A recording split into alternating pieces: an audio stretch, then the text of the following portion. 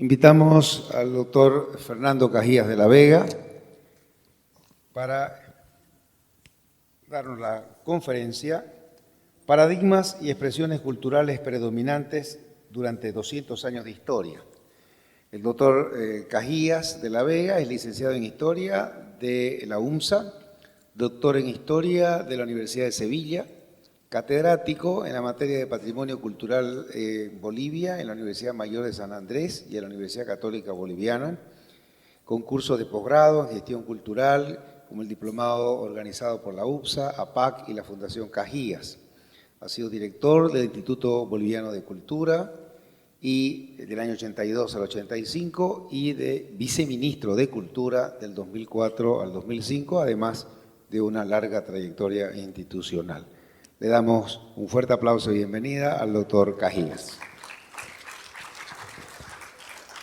Muy buenos días, muy complacido de estar acá y pedir disculpas porque ayer no participé, así que tengo la debilidad de no saber las tendencias que han habido y sobre todo la ligazón que tengo con las ponencias de Pedro y de Víctor Hugo.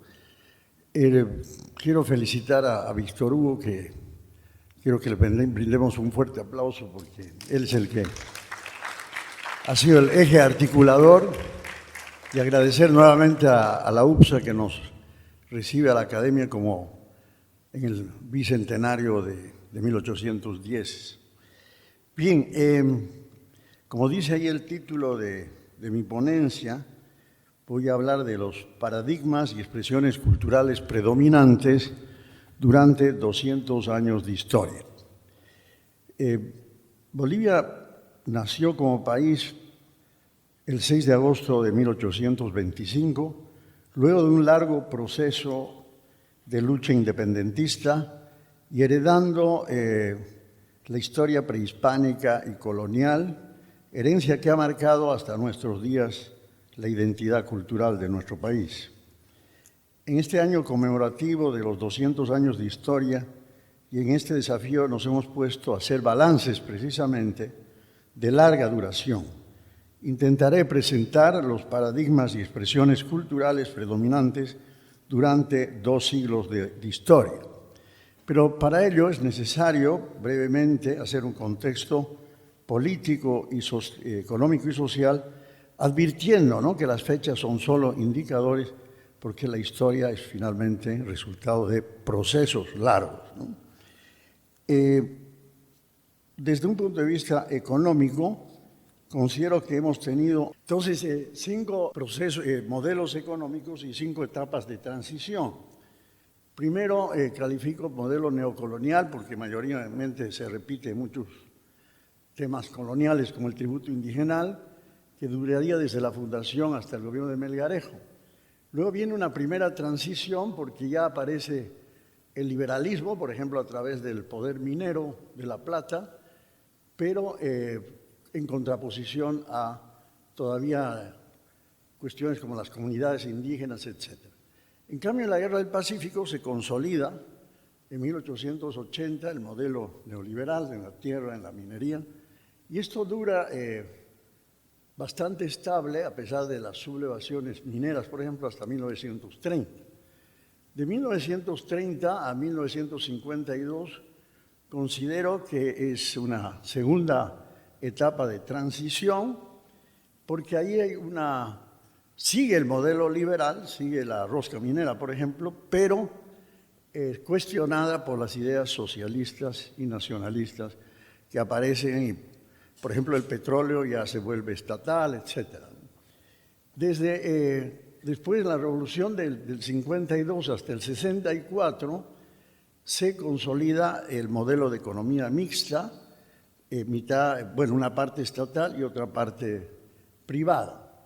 Desde 1964 hasta el 85 considero que hay una tercera transición, la más violenta que vivió nuestro país, porque el modelo de economía mixta siguió inclusive durante la dictadura de Banzer, pero ya está cuestionada por 2 corrientes en este caso, ¿no? Los que quieren una economía liberal y los que quieren profundizar la revolución con medidas más sociales. Ustedes saben que por diversas circunstancias triunfa finalmente el modelo neoliberal, que va a durar hasta el 2000, me parece bastante estable, pero ya desde el 2000, algunos pueden decir hasta el 2005, otros hasta el 2009, es una etapa también de transición. Finalmente, el 2009 se consolida un nuevo modelo, yo diría, tal vez ya en el debate podrá surgir, pero sigue siendo mixto, a pesar que se habla de un modelo sociocomunitario, pero ya sabemos que hay mucho liberalismo en todas partes, pero a la vez hay estatización de ciertos sectores estratégicos. Y desde el 2020, antes o después, estamos viviendo una última transición que se va a definir el 17 de agosto, no creo, del 2025. Bien, en el caso de la política, digamos que así como no cambia en lo profundo la economía, sí va a cambiar en lo político, ¿no? El gran cambio político, obviamente, es que pasamos de monarquía a república, y ese es uno de los grandes triunfos mundiales, de la política mundial de toda América Latina. Además, fuimos autónomos de Lima y Buenos Aires, que no es poca cosa tampoco este hecho. Por lo tanto, entramos en una democracia, pero como sabemos, nunca existió, salvo excepciones, la democracia plena, ¿no? Por eso marco estos tres periodos: una democracia restringida porque no votaban las mujeres, no votaban los indígenas, no votaban los afros, etc. Pero este es un fenómeno en todo el mundo, no hay que hacer un harakiri y decir en Bolivia, ¿no? Desde España, Francia, que inventó la república, también era democracia, y Estados Unidos, que se jactan del modelo de democracia. Sin embargo, los afro recién consiguieron sus derechos civiles en el siglo XX, ¿no? Pero en todo caso hay que establecer que en este periodo predominó más que la democracia las dictaduras militares. En cambio, desde 1880 vemos una democracia restringida, inclusive más porque se establecen más criterios económicos, pero es una etapa de mayor estabilidad. Casi todos los gobiernos logran gobernar 4 años, y hay, claro, 2 cambios violentos, porque no hubo democracia plena porque había mucho fraude, ¿no? Y entonces, para cambiar de partido, hubo siempre revoluciones muy violentas. Luego viene este periodo tan rico en cultura. Es que mis ojos son. Tan rico en cultura este periodo de 1930 a 1952, pero fue muy inestable, ¿no?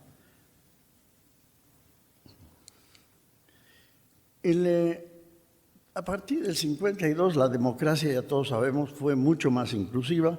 Ya votaban las mujeres, los indígenas, pero no fue democracia plena. Que recordar las persecuciones políticas.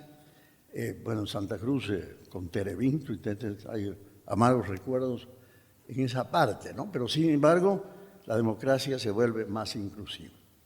Bueno, y el siguiente periodo, los de mi generación sabemos, ¿no?, lo violento que fue esta transición hacia la democracia. Y hoy día vivimos una democracia indudablemente más inclusiva, digo, desde 1982, por ejemplo, el empoderamiento de la mujer, la equidad de género, la participación indígena ya en los organismos de decisión, pero todos sabemos que no es una democracia plena, porque hay muchos todavía presos políticos, desterrados, etc. Pero por otro lado, un factor importantísimo, que no es el tema de hoy, pero muy importante también tomar en cuenta, es que la descentralización, cuya lucha fue muy antigua, en este periodo sí se avanza. Por ejemplo, en el 87 la elección de alcaldes, luego en el siglo XXI la elección de gobernadores, pero todavía falta mucho por hacer. Bien, entonces, como ven, este es el contexto económico-político.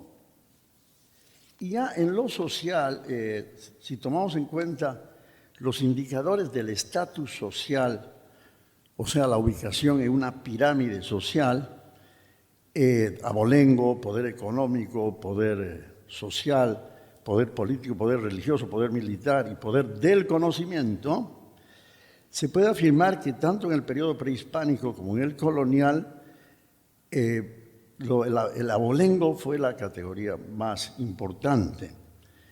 Pero abolengo entendido no solamente por la nobleza, sino también por el origen étnico, ¿no? Entonces de ahí viene esa pirámide: españoles de España, criollos, mestizos, indios, negros, etc. Por eso se habla que acá más hubo castas que estamentos. Pero fue una pirámide permeable, sobre todo gracias a todos los otros indicadores. Por ejemplo, un indígena artista pues subía, o un cacique indio también tenía relación con la primera estructura de la pirámide, y además porque existieron muchos matrimonios mixtos, ¿no? Esas categorías han influido muchísimo en la cultura, está bastante vinculado estas categorías con lo que vamos a ver de las expresiones culturales, pero a eso hay que añadir el ingrediente regional. Actualmente el ingrediente regional para establecer categorías es muy, muy importante. Bien, entonces desde el punto de vista ya propiamente de la cultura, podríamos decir que Bolivia heredó la diversidad cultural, social y regional de las épocas prehispánicas y colonial, diversidad que ha tenido profundos cambios, pero también siguen profundas continuidades que resisten hasta nuestros días. Pero en cuanto a políticas culturales oficiales o convocatorias de públicos de la sociedad civil o de impacto económico, han existido culturas, siempre ha habido culturas hegemónicas, paradigmas hegemónicos y a la vez culturas periféricas. En esta ocasión presentaré, de acuerdo a los paradigmas y ejemplos de expresiones culturales, tanto relacionados con los paradigmas, pero a la vez también relacionados con la diversidad cultural. En ese sentido, propongo 4 momentos que más o menos coinciden con los contextos políticos y sociales. Un primer contexto, que el paradigma principal era civilización versus barbarie, coincidente en toda América Latina. El segundo paradigma, que nace precisamente en el primer centenario de la República, nacionalismo y socialismo. El tercer paradigma, que coincide sobre todo desde el gobierno del MNR y todavía continúa en gran medida en los 70, es integración nacional y mestizaje. Y en la actualidad, yo pongo desde el inicio de la democracia, aunque hay manifestaciones anteriores, es largo el título porque se mezclan varios aspectos: la búsqueda de identidad cultural, el asumir la diversidad cultural, la interculturalidad, pero también la gran influencia de la globalización, de la cultura universal, del cosmopolitismo, etcétera, etcétera. Bien, vamos a ver entonces ahora, poco a poco, cada uno de estos temas. Civilización y barbarie. Esta es una filosofía que, ustedes saben, se da en toda América Latina. Los argentinos son un ejemplo con Sarmiento, por ejemplo, de seguir esta teoría.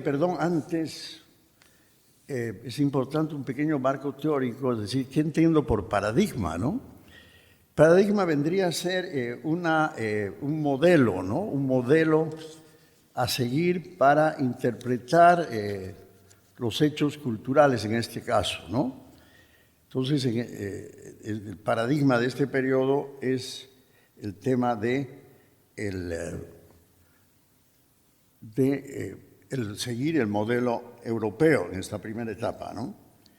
Y luego, identidad cultural es lo propio, una identidad que se construye por enculturación, que viene del origen, y la inculturación, que es muy importante, que es algo que ha venido de afuera, pero que queda penetrada muy fuertemente, como por ejemplo el idioma castellano o las advocaciones de la Virgen, ¿no? Y finalmente la interculturalidad como un divisionismo cultural, ¿no? Bien, los países europeos, sobre todo los países industrializados, establecieron ustedes saben, grandes imperios. Y se consideraron que en esa época ellos representaban la gran civilización. Y por lo tanto, una de las consecuencias más duras es que ellos reconocían que los egipcios, los griegos fueron grandes civilizaciones, pero que no sabían cuidar sus bienes. Y por lo tanto es una etapa de saqueo de, por ejemplo, el Partenón griego, el arte egipcio, etcétera, y que hasta ahora reclaman, ¿no?, que se les devuelva, pero que llenaron los museos de Europa, ¿no? Y esta idea de que los unos eran los civilizados y otros los bárbaros, tomó la élite, parte de la élite política y cultural de nuestro país, también de América del Norte, y se caracteriza entonces que la alta cultura es la europea. Ya se ha visto acá ejemplos de la europeización y había que seguir el modelo europeo. Por eso, en nuestras ciudades latinoamericanas, incluyendo Washington también, hay una fuerte influencia del neoclásico, por citar un ejemplo, y lo que se llama en arquitectura los espacios emblemáticos, es decir, donde invierte el Estado o invierte la sociedad civil, se hacen en este estilo, ¿no? Por ejemplo, el Palacio de Gobierno de La Paz, casi toda la Plaza Murillo es neoclásica, la catedral incluida, luego la Catedral de Santa Cruz, ¿no? Si bien tiene un estilo muy especial, sin embargo, ustedes pueden ver en la fachada y sobre todo en el interior la influencia neoclásica. Pero además llega el romanticismo, el estilo ecléctico, y el estilo ecléctico se vuelve sobre todo el gran estilo para las grandes familias del sur, ¿no? La glorieta de Sucre, la Casa Dorada de los Navajas de Tarija. Todo esto es de estilo claramente ecléctico, donde se mezcla el neoclásico con el gótico, por ejemplo, ¿no? Bien, en contraposición, y ahí nuevamente voy a tomar lo que ha ya establecido nuestra querida Anita, es que la diversidad cultural existía, sigue existiendo, por supuesto, y todas estas culturas. Y entonces, esto aparece en las imágenes de los viajeros, y en este caso tomo a Melchor María Mercado, que también fue viajero, aunque a veces obligado, como muchos bolivianos, por el exilio, ¿no? O por el confinamiento. Y en este caso, fíjense, esta imagen del machetero parece como algo petrificado en el tiempo, porque el machetero sigue teniendo más o menos la misma imagen, ¿no? Bien, entonces se puede afirmar que muchos de los criollos se sentían ingleses en sus bolsillos, pero franceses en su paladar y en sus expresiones culturales, pero consideraban también bárbaros a los españoles. Decían que la civilización llegaba hasta los Pirineos, pero lo español estaba inculturado. O sea, en sus corazoncitos y en su idioma seguían siendo españoles, ¿no? Entonces, hay un antihispanismo muy fuerte, ustedes saben, sobre todo en México. Sin embargo, en México es donde mejor torean después de los españoles y así sucesivamente. Entonces, en la comida, en la vestimenta, en la danza, las fiestas, se produjo un gran mestizaje en la colonia y lo mismo pasa en el siglo XIX, ¿no? Bien, entonces, este pintor refleja la diversidad cultural, pero si uno revisa los periódicos del siglo XIX, también se da cuenta que existían los diablos bailando ante la Virgen del Socavón, la fiesta de la cita existía, pero acá podemos ver también, y esto añado a lo que ya ha dicho Anita, que hay un mensaje que ha estudiado Silvia Rivera muy profundamente, y es que, hablando ya de la interculturalidad, el diálogo entre culturas, cómo muestra que la chola le está dando la espalda a los indígenas, ¿no? Y en esta otra escena se ve ya a la criolla dando la espalda a las cholas, ¿no? Entonces, es un mensaje de que la diversidad existía, pero era una diversidad no de diálogo, ¿no? Sino de distanciamiento. Seguramente existía diálogo y también existieron matrimonios mixtos, pero hay esta diferencia. Perdón, lo he repetido. Esta es una escena más bien en Santa Cruz, donde ustedes ven que la criolla también le está dando la espalda, no solamente por fumar su cigarrito, ¿no? Sino por una relación social. Bien, veamos el segundo paradigma, nacionalismo y socialismo. También son corrientes, recuerden, que llegan de Europa. Y esto es una constante. A pesar de nuestra identidad nacional o nuestro anti, por muchas cosas, siempre hubo una gran influencia externa. Pero aquí se adquiere unas características propias. Entonces, la influencia europea continúa, pero después de la Primera Guerra Mundial también llega la influencia norteamericana. Y en este periodo, por ejemplo, se construye la avenida Camacho en La Paz, de clara influencia de la arquitectura norteamericana. La diversidad continúa, pero cambia el paradigma, porque llegan las doctrinas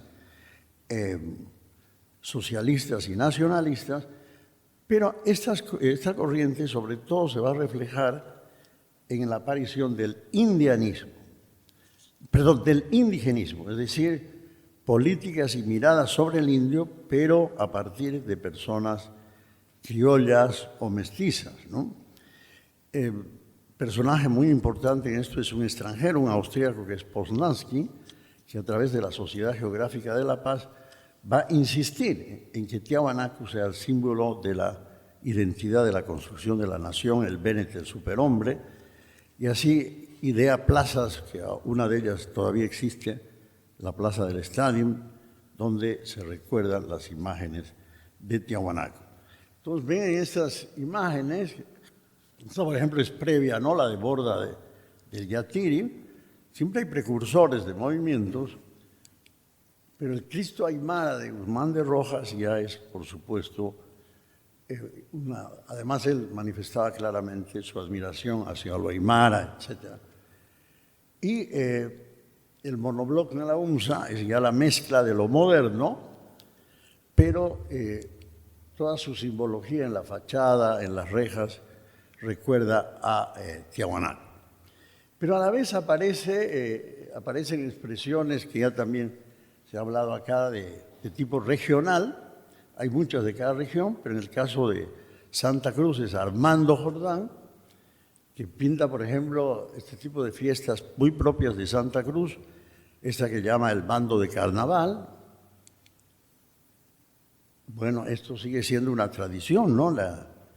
Yo la he hecho, no sé cómo he llegado, porque era por carretera ya asfaltada, pero acá se ve todo el culto a la Virgen de Cotoca, y él está ahí de blanco, siempre le gustaba estar en sus cuadros, y mañana creo que los van a llevar a Porongo, ¿no?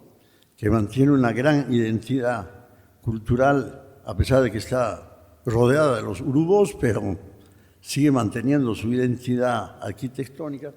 Pero aquí vemos ya una fiesta mestiza, la de San Juan, y que, bueno, el palo encebado sigue siendo parte, y el jocheo de toros, ¿no?, de las fiestas de los pueblos. Bien, pasando al tercer paradigma, voy a saltarme por el tiempo, pero todo esto se refleja también en la novela, en el cine, en la música, ¿no? Este proceso de influencia, de buscar la inspiración en lo propio. ¿Qué pasa en la Revolución Nacional? El nacionalismo y socialismo siguen siendo lo predominante, ¿no? Pero se profundizan y amplían. ¿Por qué? Porque hay un apoyo estatal. El nacionalismo es más fuerte en muchos sentidos, pero el socialismo no deja de tener muchas influencias.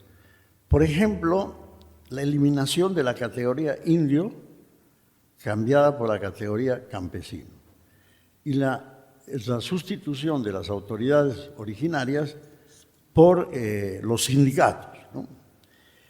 Y se valoriza, sin embargo, a la madera mexicana, lo prehispánico, de una manera muy fuerte. Por ejemplo, los mexicanos saben cómo se valoriza lo azteca, etc. Y en el caso de Bolivia, sobre todo Tiahuanaco, se enmalla, se crea el centro de investigación, etc. Pero además se empiezan también a hacer esfuerzos importantes en Samaipata. Entonces, ahí se ve una política de puesta en valor de lo indígena y también hay apoyo al arte textil, a las festividades campesinas. Sin embargo, en el proceso de educación hay un problema respecto a los idiomas, ¿no? Porque no hay profesores que puedan enseñar en aymara y quechua, entonces se va perdiendo estos idiomas. Y por otro lado también es el discurso recurrente en este periodo es integración nacional. Y como uno de los factores de integración nacional, es el mestizaje. Por ejemplo, es realmente indicador que además de apoyar a Tiahuanaco, se apoya a el barroco mestizo. Indudablemente este es un proyecto académico de los esposos Mesa Gisbert, pero si uno ve quién editó sus libros, sobre todo sus folletos en la primera época, fue realmente el municipio, por ejemplo, de La Paz. En esa época el municipio dependía directamente del gobierno. Y cuando empezó la discusión por qué llamar mestizo, y la palabra mestizo hoy día, ustedes saben que muchos intelectuales quieren que desaparezca, doña Teresa me dijo, es que iba con la época que yo empecé la corriente, ponerle barroco mestizo, ¿no? La diablada se vuelve también parte de la identidad nacional, eso es mestizaje. Y en esta etapa hubo mucho centralismo. Ustedes saben que desde los años 50, desde el MNR hasta 1987, el gobierno central elegía al alcalde, elegía al prefecto, etc. Pero, sin embargo, las identidades regionales son muy fuertes y, como ha dicho nuestro colega Pedro Querejazo, es de una época de gran expresión sobre todo la pintura, pero en gran medida tiene temas regionales. Entonces, fomentan en gran medida lo regional, el costumbrismo. En medio de este centralismo, Santa Cruz logra un triunfo increíble que fue las regalías, ¿no? Entonces, Lorgio Vaca, que está dentro de la corriente social por sus murales, inclusive los actuales, pero hace estos murales, por ejemplo, este de homenaje a don Melchor Pinto. Luego está la corriente abstracta, lo que muestra que también en este periodo seguía influyendo las corrientes que había en el mundo, pero hay una gran cantidad. Pedro ha registrado muchísimos de pinturas, él llama la tendencia nacional, pero tiene mucho de regional. Por ejemplo, Lara, ¿no?, que pinta las morenadas, los micros de Oruro, de La Paz, y bueno, era admirador de Van Gogh, entonces dijo Van Gogh, En realidad no se suicidó, se vino a Oruro y bailando morenada fue muy feliz, ¿no? Pero por la pintura se ve que también otras cosas le producían felicidad. Bueno, y aquí está de Santa Cruz, hay varios, ¿no? Y he escogido ahí a Kuramoto, que hace varias pinturas de la hamaca, y en este caso de los horneaditos. Acuérdense, colegas de La Paz, no digan masitas, horneaditos, ¿no? Es la palabra correcta. Miren, una escena típica de Santa Cruz. Bien, y finalmente este periodo tan difícil de definir, yo creo que es un proceso muy difícil de comprender la cultura boliviana actual, pero vamos a tratar de ver ejemplos de identidad, diversidad, y llamaríamos cosmopolitismo, ¿no? al tema de la cultura universal y la globalización y también la interculturalidad. Bien, con esa imagen de la Casa de la Moneda de Potosí, el primer patrimonio declarado de la humanidad, presento una pequeña reflexión sobre este periodo. La integración nacional del Hermenere fue cuestionada generalmente desde la década de los 80 por dos corrientes. La corriente indianista, que decía que esa integración nacional había servido para la castellanización, y por las corrientes regionalistas, especialmente de Santa Cruz, que consideraba que integración nacional había servido sobre todo para el andinocentrismo. Y entonces surge, de ahí viene lo de identidad cultural, este paradigma de la identidad cultural, de la autoafirmación étnica y regional con un fuerte componente cultural. Y ahí ya el indigenismo sigue vigente, pero surge el indianismo, que ya no es el luchar por el indio, pero desde adentro. Igual que el mundo afro es diferente los que apoyan de afuera que los de adentro, ¿no? Entonces, esto se reflejó entre muchas cosas, pero sobre todo, quien ha leído la Constitución de 2009 se ve una fuerte influencia indianista, ¿no? Que sí, inclusive a la hora del patrimonio se prioriza lo del patrimonio indígena. Y ni que se diga la reforma educativa del 2009, ¿no? Entre los propios intelectuales, sin embargo, indianistas e indigenistas, surge el objetivo de que hay que cambiar y ya no hay que utilizar la palabra indio. Pero tampoco aquello de campesino. Entonces, una discusión en la Asamblea Constituyente fue, ¿cómo llamamos a la población precolonial? Y ahí los de Tierras Altas lograron que se llame originario. Pero justamente los de Tierras Bajas, sobre todo los de las misiones, dijeron, no, nosotros queremos seguir siendo indígenas porque nuestra máxima autoridad es el cabildo indigenal. Y por lo tanto, ahí una herencia colonial de las misiones hizo que se ponga en la Constitución, o se pone sin coma, indígena, campesino. Pero no, indígena, originario, pero hay otros grupos que dijeron, no, nosotros queremos seguir llamándonos por nuestra producción, o sea, campesinos, y especialmente surgió la categoría cocaleros, que como saben tiene ahora mucho poder.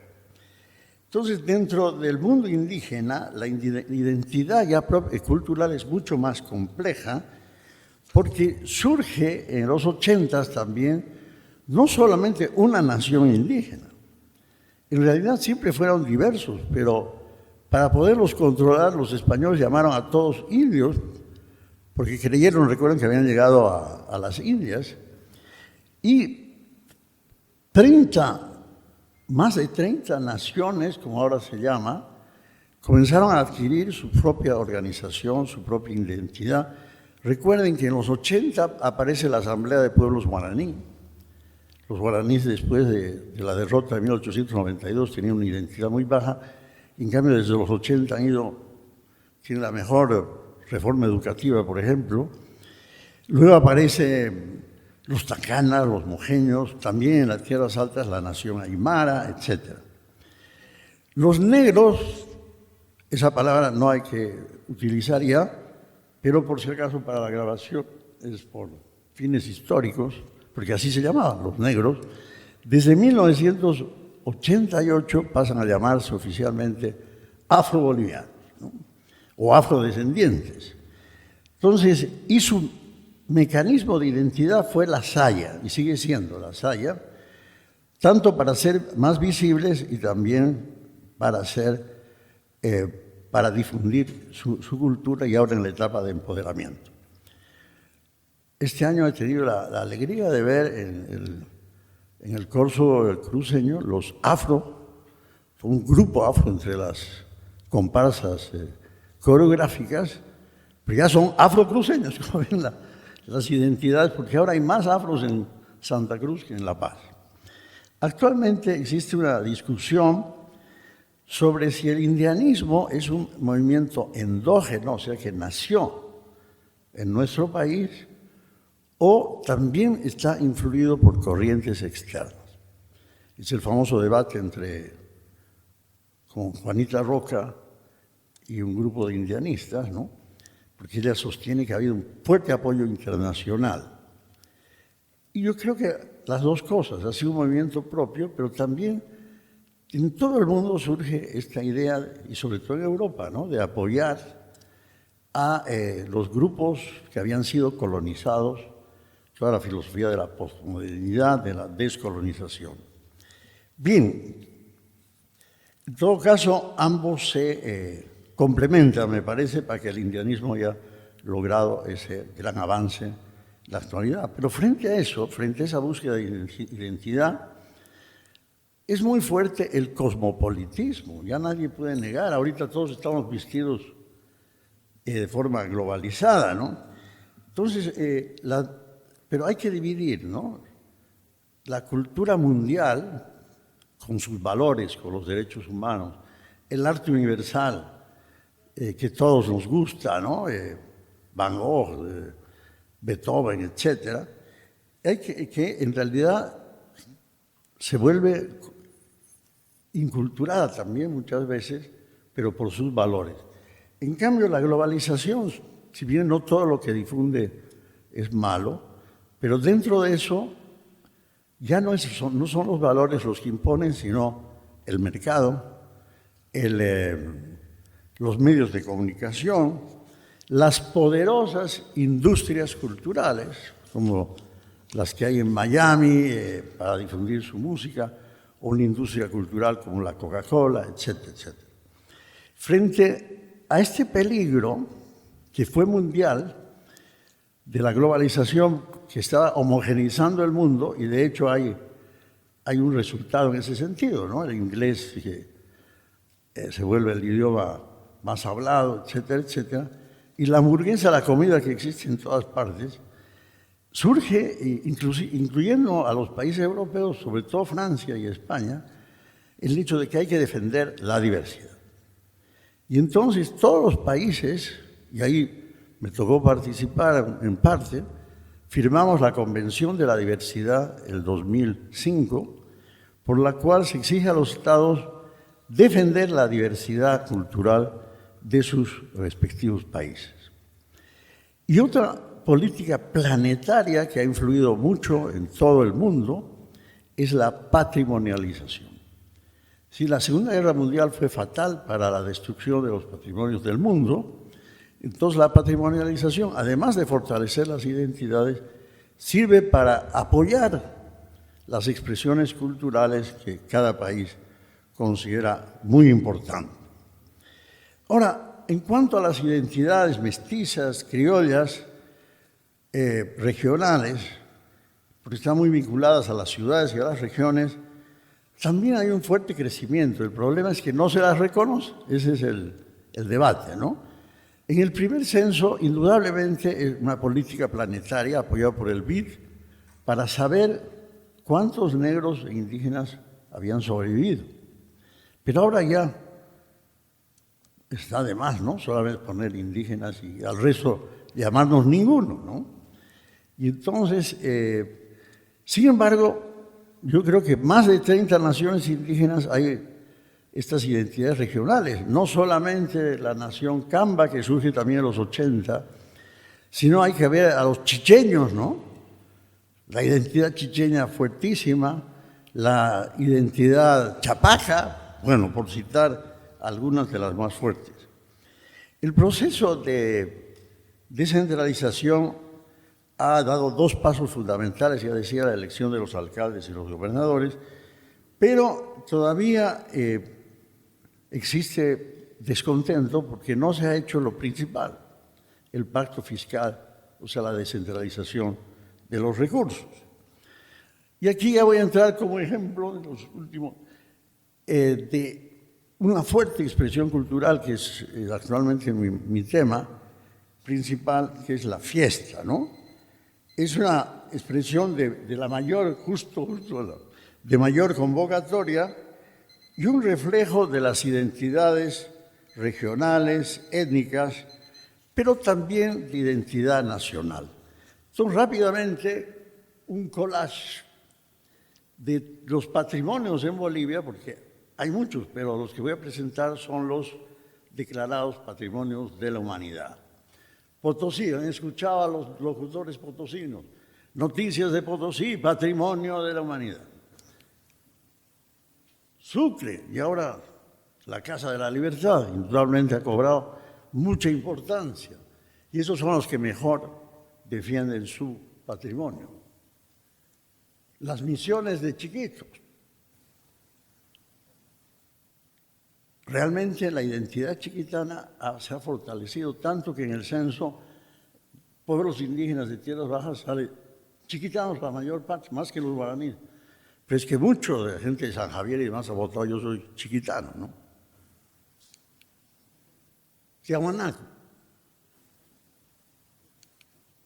Samaipata.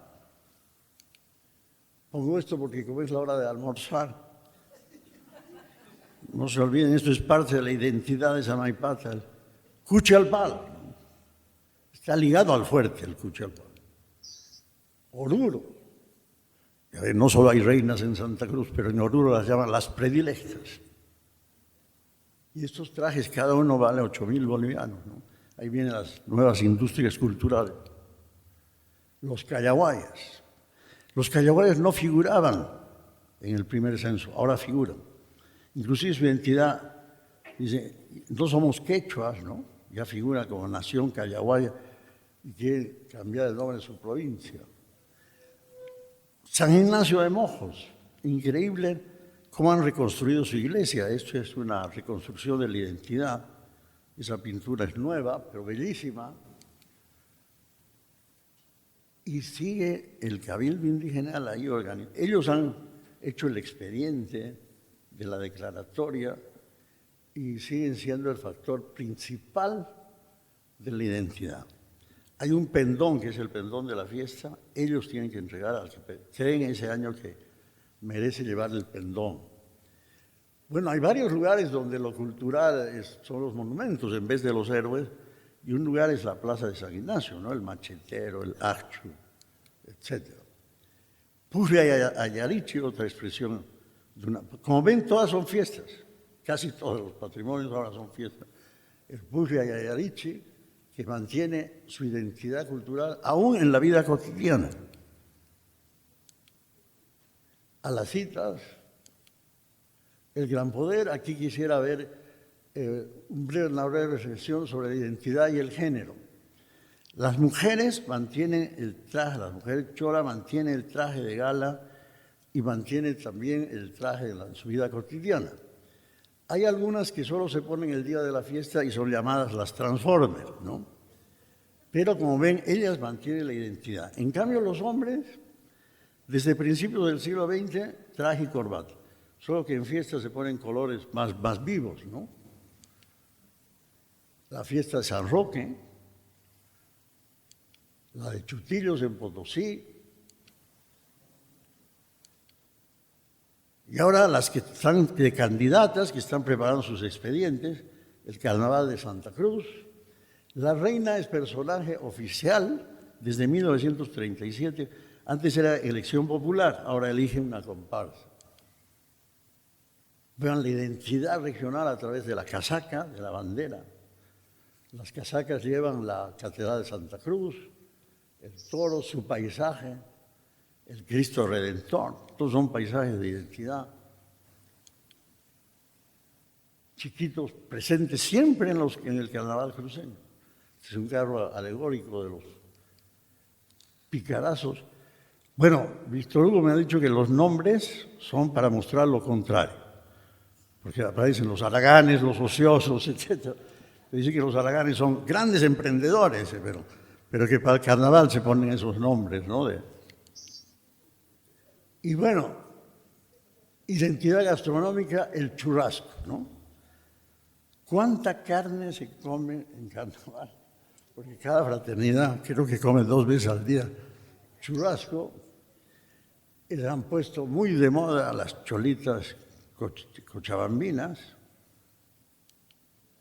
Las comadres les están haciendo la competencia al Carnaval de Santa Cruz con su expediente. Dicen que ellas son las auténticas, no las comadres que buscan striptease para su fiesta, ¿no? Y bueno, termino con esto de la globalización. Está presente el mundo en nosotros, pero nosotros no estamos en el mundo. Estamos en un mínimo porcentaje y tenemos miedo a la globalización, pero no tienen miedo, por ejemplo, estos ayeros que están en una ciudad europea, como ustedes se dan cuenta. Hay ballets que viajan. Es un ejemplo enorme. Y, por supuesto, el ensamble de mojos, que ahora mismo está cantando en iglesias de Holanda, de Alemania, de España, y los aplauden a rabiar, ¿no? Pero son pocos los que se animan a exportar nuestra cultura. Y el otro gran problema es de la interculturalidad, que es el diálogo entre culturas, y con esto termino. Últimamente he escuchado este término de biogenética, que me parece muy importante. La genética cultural sería con lo que nacemos y lo que se forma en los primeros años de la vida. Y la biogenética es las experiencias, vivencias que uno tiene después, los amigos, etcétera, que nos van enriqueciendo, ¿no? Entonces, el problema de la identidad es que a veces solamente refuerza lo genético. Y en cambio, en la interculturalidad, lo que hay que reforzar mediante los viajes, mediante la educación, es precisamente formar, que en Bolivia hay diversidad y identidades culturales, pero además hay que construir la identidad nacional, que es una confluencia de identidades. Y esto pasó en la PRECA 4, que es la primera plana del deber, una iniciativa de la Asociación de Comparsas, que la reina en el palco se bajó a saludar al chuta, al pepino y a la cholita paseña. Ese tipo de iniciativas para fomentar la interculturalidad hay que continuar. Bueno, muchísimas gracias.